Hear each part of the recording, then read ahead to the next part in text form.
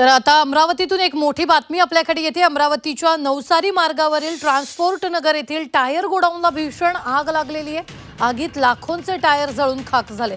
आग विझवण्यासाठी अग्निशमन दलाच्या 25 गाड्या सध्या घटनास्थळी शर्थीचे प्रयत्न करतायत। तर आग विझवण्यासाठी आटोकाट प्रयत्न सुरू आहे। आगीचा मोठ्या प्रमाणात लोळ उठत असल्याने परिसरात भीतीचं वातावरण आहे। या संदर्भात ताजे अपडेट देत आहेत आपले प्रतिनिधी अनिरुद्ध, काय ताजे अपडेट आहे?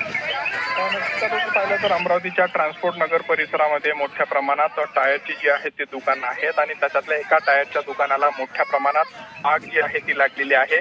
अग्निशामक दलाचे जवळजवळ 25 वाहनं जे आहेत ते या ठिकाणी आलेले आहेत आणि आगीवर नियंत्रण मिळवण्याचा सध्या अग्निशामक दलाच्या विभागाने प्रयत्न सुरू आहे।